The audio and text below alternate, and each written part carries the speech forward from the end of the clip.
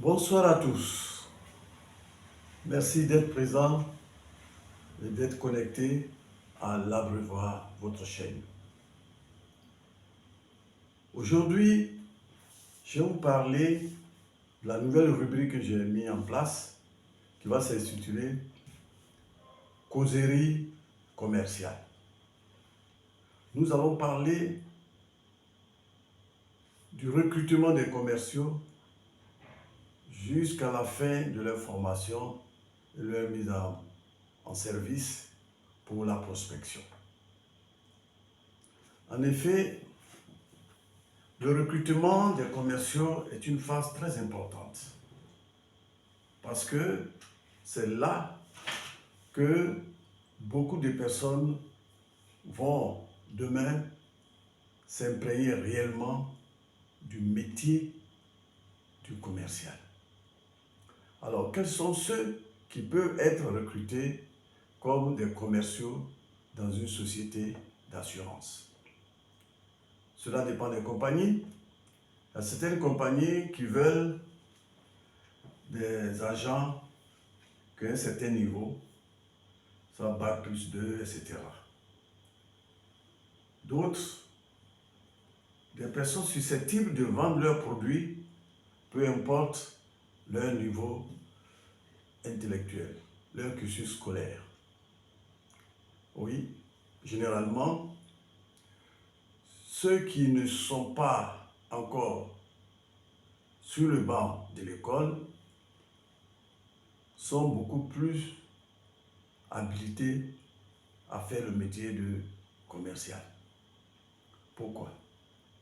Parce que pour eux, leur objectif, c'est de trouver quelque chose pour faire face à leurs engagements, pour s'occuper de leur famille. Certains étudiants continuent toujours d'aller à l'école et peut-être c'est un tremplin, mais ils ne sont pas trop concentrés sur ce métier. Et il y a beaucoup d'exemples à cela. En effet, quand j'étais encore agent commercial dans une compagnie d'assurance, il y avait une demoiselle qui était venue pour participer à la formation. Elle avait le niveau CEP. Mais nous lui avons dit que son niveau ne lui permettait pas d'être inséré dans une compagnie d'assurance en tant qu'agent commercial. Cette dernière est une vendeuse de galettes dans son quartier à Bobo. Et c'est difficilement d'ailleurs qu'elle réalisait un bénéfice de 500 francs par jour. Mais nous ne savons pas qui lui a parlé de l'assurance, de la vente de l'assurance. Elle est venue. Nous lui avons dit, en tout cas, elle ne répondait pas aux critères que nous avons mis en place. Pour ça, elle a cherché à rencontrer le directeur commercial. Le directeur commercial lui a signifié également que son niveau ne lui permettait pas d'être inclus dans une équipe commerciale dans sa compagnie. Mais le lendemain, elle est venue encore rencontrer le directeur commercial. On lui a opposé le même raisonnement. Mais dès que le directeur commercial avait de la visite, elle sortait, permettant donc à ce dernier d'être reçu par le directeur commercial. Mais après quoi, elle rentre encore rencontrer le directeur commercial. Le directeur, vu sa détermination, a dit maintenant. Elle est partie, il a attrapé la demoiselle, il l'a confiée à un encadreur. Il a dit ceci, prenez le temps de la former et on verra.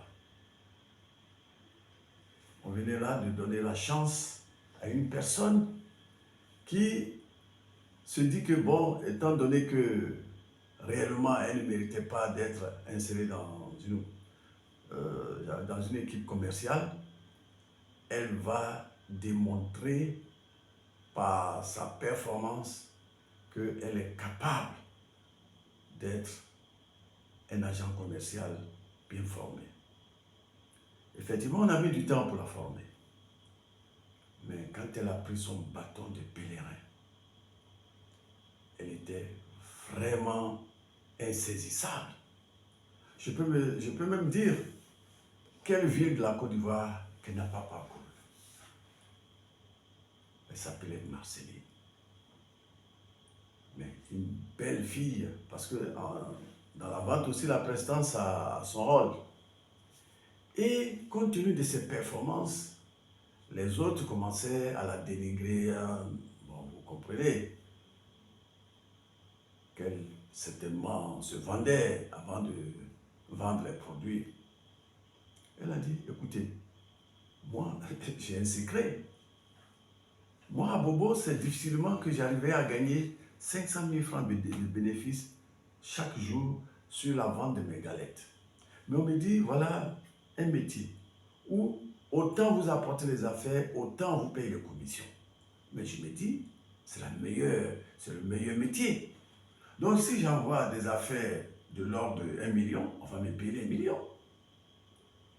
Et c'est ça qui m'a motivé à travailler d'arrache-pied pour démontrer que même si on n'a pas le niveau, mais qu'on a la volonté, on peut réussir dans la vente.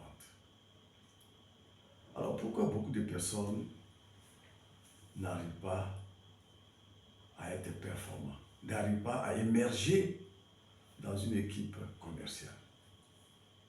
Il y a plusieurs raisons à cela. Il y a d'abord des raisons, j'allais dire des causes endogènes et des causes exogènes. Endogènes, c'est quoi?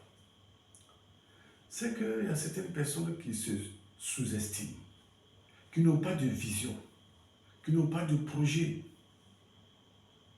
et qui pensent que ceux qui réalisent, ceux qui sont performants, leur performance relève du miracle. Ils n'arrivent pas à se donner un objectif à atteindre. Et ces personnes-là, très rapidement, se découragent. Mais les causes exogènes est due aussi à leur encadreur. Parce que si vous embrassez nouvellement un métier, votre encadreur a un rôle très important. C'est lui qui doit vous démontrer que ce métier-là peut nourrir son homme. Je vais vous expliquer mon cas. Quand j'ai commencé ce métier, je n'y croyais pas trop. Je continuais à formuler mes demandes d'emploi par-ci, par-là. Et un jour, j'ai découvert une société d'énergie solaire en zone 4. J'ai donc fait des recherches sur l'énergie solaire. J'ai obtenu un document, une documentation très bien fournie. Et donc, voilà que je vais rencontrer le directeur général de cette société. Mais avant, j'ai visité leur installation et je me suis rendu compte que la société n'avait pas de département commercial. Fort de cette information, je vais rencontrer le directeur général. Je lui présente la documentation que j'avais. Il était d'abord vraiment très étonné, très surpris de cette recherche que j'ai faite. Et certainement, il se disait que je suis donc un expert en la matière. Après quoi, je lui ai dit, monsieur, j'ai visité vos installations et je me suis aperçu qu'il y a un département important qui manque.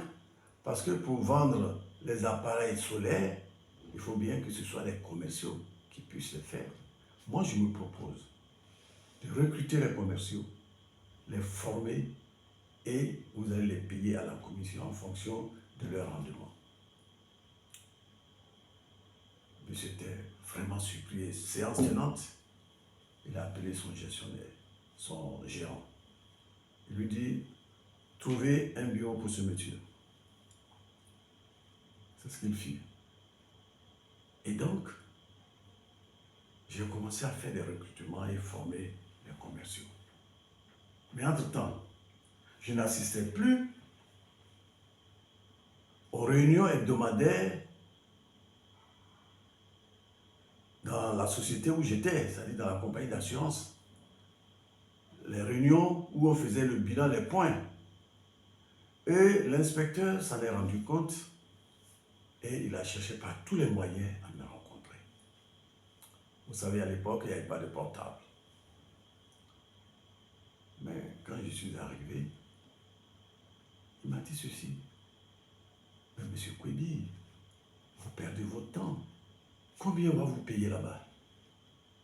C'est ici que vous avez vraiment la chance d'émerger. Vous avez les atouts pour être vraiment un commercial aguerri. Il a tellement bien parlé de moi. De telle sorte que je me suis dit, mais écoutez, je vais essayer d'appliquer ou bien j'essaie de ressembler à la personne qu'il venait de décrire. Ainsi donc, je suis allé rendre ma démission dans cette société et venir suivre encore une autre formation et de venir m'intégrer réellement dans la structure commerciale. Mais comme il a tellement bien parlé de moi, je lui ai dit, bon, monsieur l'inspecteur, à compter d'aujourd'hui, je vais réaliser, si je m'en tiens à votre description, un contrat par jour.